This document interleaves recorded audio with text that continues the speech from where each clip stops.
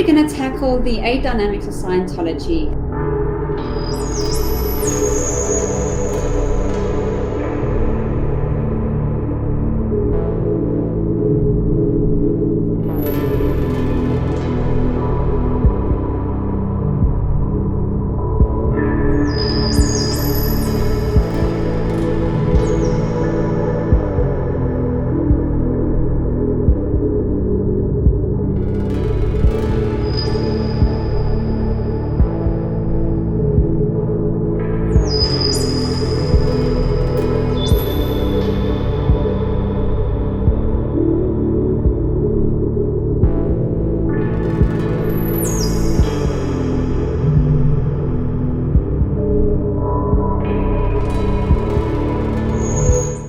The life forms is everything that's not human. So that's your plants and animals and such. Correct. So everything, basically, everything that's under humanity as a human, because it's apparently we're on the top of the food chain. So anything under that is considered life form.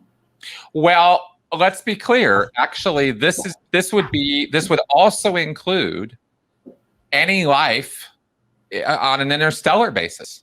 Yes, of course, because yes, of course. Yeah, like all of life. That's the 5th dynamic. Everything that is alive falls under the 5th dynamic. Okay. So plants, animals, microbes, bacteria, anything that we call life, 5th dynamic. And Hubbard's assertion there, as you read, is that there is this impulse or this direction we have within us that we want the 5th dynamic to survive. We want life to survive, and that's what the 5th dynamic is supposed to encapsulate. And that includes every other alien civilization that he believes is out there.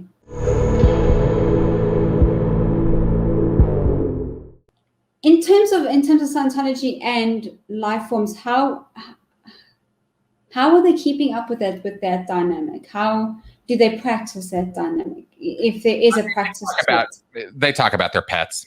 Yeah, I mean, they really don't get into it much. Scientologists some Scientologists have progressive views on vegetarianism or diet. You know, they might push in that direction. Saving animals and stuff, not eating meat. That would be a 5th dynamic type activity, right? Of course, your pets, your animals, any kind of animals that you're involved with, going to the zoo. I mean, that's 5th dynamic. Having plants in your house. I mean, that's 5th dynamic. So they kind of, efforts in that direction, not really a whole lot more or less than anybody else. I'd say Scientologists skew average on just about every metric you'd pull up as far as animals and stuff go. Sea Org members don't get pets and stuff, but public Scientologists and staff do. But so then how would a Sea Org member, if you want to call it practice the 5th dynamic, how would they, how does their 5th dynamic? With a Sea Org member, yes. Yeah, I should say I knew 1 or 2 Sea Org members who had birds, but that was few and far between because they're damn noisy. They just kind of don't. I mean, they don't really get into it much, and it's again one of those sort of things that you're sacrificing for the greater good. Mm-hmm. Because I think now is probably a good time to bring up that the equation that Scientologists operate on, the way they think about making decisions in their lives, is on the formula of the greatest good for the greatest number of dynamics. Okay, that's the exact formula Hubbard wrote, is you make decisions, the most ethical decisions you can make are those decisions which are going to produce the greatest good for the greatest number of dynamics, or conversely, the least harm for the least number of dynamics. Okay. Right? If you have to do something bad, minimize it so it's only contained, say, on 1 dynamic or 2 dynamics or something, right? If you have a choice or an option or a power of, to change it. So this is how Scientologists think about ethics, is greatest good for greatest number of dynamics. And the way that this gets messed up, of course, is one, from a human perspective, from a first dynamic human perspective, you can't imagine all the things that are going to affect, what this action is going to have across every dynamic. I mean, give me a break. How can you know what your decision-making process is going to affect with animals 2 states over? I don't know. Maybe there will be an effect. Maybe there won't. I can't even tell, right? So it's a little wonky as far as trying to really run that formula through. But Scientologists kind of rough it. Well, is this going to help me or hurt me? What's this going to be like for my family? What about my group? What about my job? They kind of run it through this way and sort of think it through that way. But that's ethics in Scientology.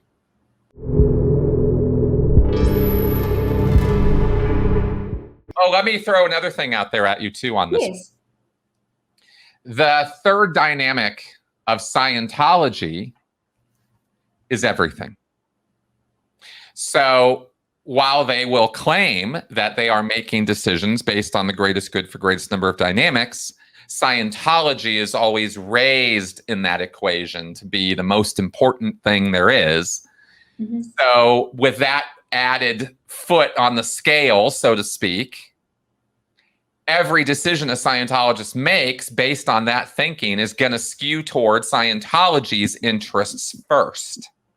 Of course. Their interests, their family's interests, their job's interests second. Mm-hmm.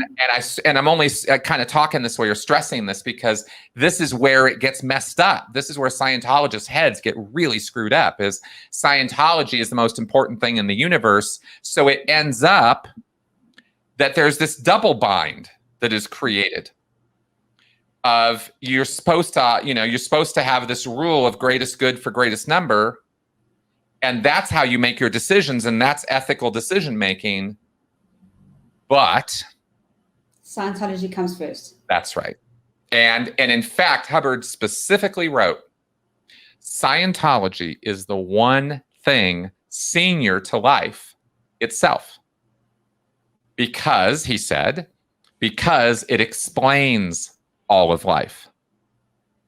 So he raises it on this dais, this artificial pedestal. And so every decision you make ends up being skewed and biased towards Scientology. And that's why Scientologists go bankrupt and give over their kids and give over their life and all this other crap is because of this skewed thinking on the dynamics. And that's actually a point I really wanted to make today in doing this show. Because I think it's one of the most damaging things Scientology does to people is it screws up their priorities and it uses these dynamics to do it.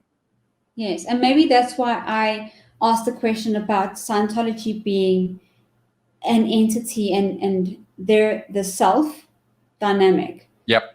And they're only thinking of themselves.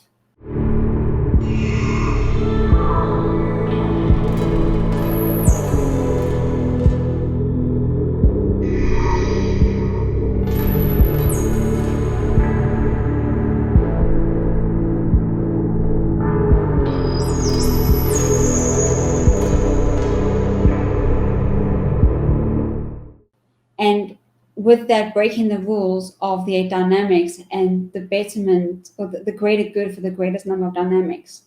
That's why I had the idea that they were breaking that first rule of the greatest good for the greatest number of dynamics. They're not even accounting for the other dynamics. If you think of Scientology as one entity, as one self, they're breaking all the other rules or all the other dynamics. They're not thinking about the other dynamics. If they're only considering themselves, if they are,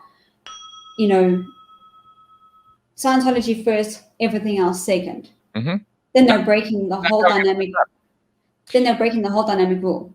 Yeah, I mean, basically, but I think we needed to clarify what these dynamics were in order to make that clear, right? Because it is confusing. It can be confusing. These are not clear-cut concepts that are taught in school and stuff. This is very different. This dynamic concept is a very uniquely Scientology thing. I haven't found anything else in other philosophies quite exactly like it. It's not the Ten Commandments. No, it's definitely not commandments. It's not. The dynamics are not rules. The dynamics are supposed to be a categorization of life. Well, what I meant by it's not the Ten Commandments is it's not as clear cut or as clear as as most of the Ten Commandments are. No, it's not. So, thou shalt not steal. That's clear cut. Thou shalt not rape. Thou shalt not murder. Those are clear cut rules. Whereas the dynamics of Scientology are, so broad and so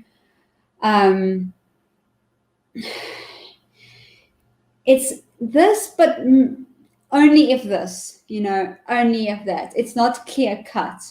The dynamics are not just clear cut.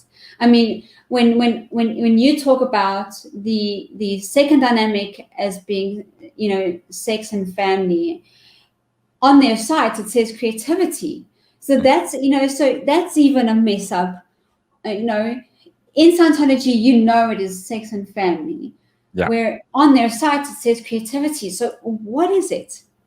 It's not clear cut. It's not, this is what it is. So for me, it's like if Scientology is all about what Hubbard said, why is it different on their site compared to what it is and what Scientologists know it is? It's not. Scientologists do think it's creativity too. I was just trying to point out a little bit of minutia there that's a definition that emerged after Hubbard died. Mm. So it's just kind of one of those little, little spinny things that Miscavige did, right? It reconciles well enough. I mean, creating bodies, creating things. It's just, it gets a little bit, it's like you said, it gets loosey-goosey. But I want to be clear that Scientologists aren't running around right now going, "Oh, wow, I'm so confused about this." They're not. They're very, very sure they understand this very well. Mm-hmm. They have to know it very well before they can actually move on. That's right. Afterwards, yeah. That's right.